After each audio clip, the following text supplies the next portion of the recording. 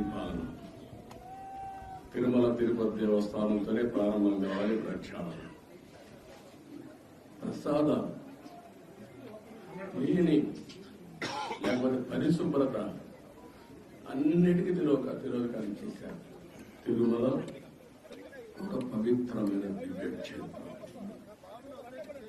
ఈ పవిత్రమైన దివ్యక్షేత్రాన్ని అపవిత్రం చేయడం భావ్యం కాదు. తెల్లవారుజామున 3 గంటలకు సుప్రభాత దర్శనానికి వస్తే వైకుంఠం అంటే మనకు తెలియదు. పుస్తకాలను చదువుతాం, వైకుంఠానికి పోవాలని కోరుకుంటాం చనిపోయిన తర్వాత.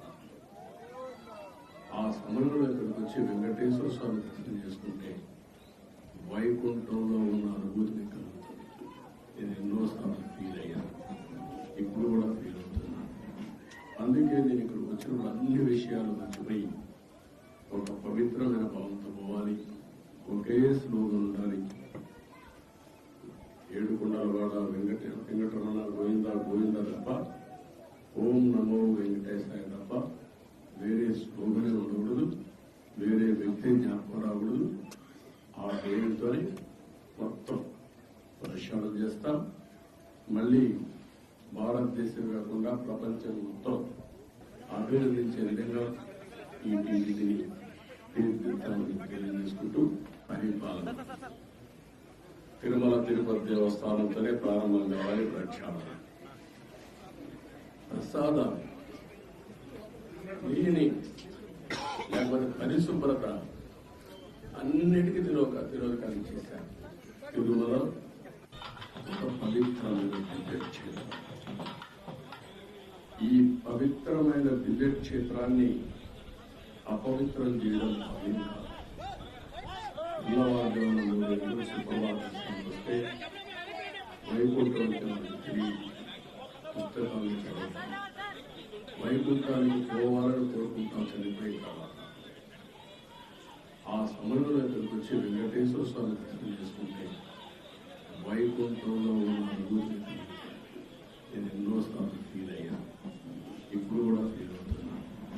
అందుకే నేను ఇక్కడికి వచ్చిన అన్ని విషయాలు మర్చిపోయి ఒక పవిత్రమైన భావంతో పోవాలి. ఒకే స్లోగన్ ఉండాలి.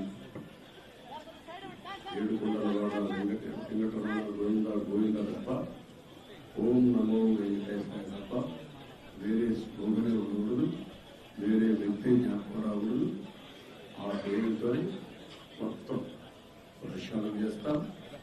మళ్ళీ భారతదేశం కాకుండా ప్రపంచం మొత్తం అభినందించే విధంగా ఈ టీవీని తీర్చిదిద్దామని తెలియజేసుకుంటూ పరిపాలన తిరుమల తిరుపతి దేవస్థానంతోనే ప్రారంభం కావాలి. ప్రక్షాళన ప్రసాద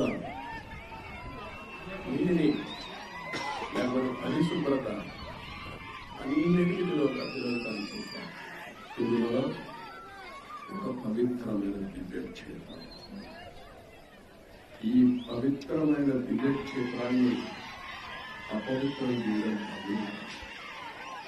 తెల్లవారుజామున 3 గంటలకు సుప్రభాత దర్శనానికి వస్తే వైకుంఠం అంటే మనకు తెలియదు. పుస్తకాలను చదువుతాం, వైకుంఠానికి పోవాలని కోరుకుంటాం చనిపోయిన తర్వాత.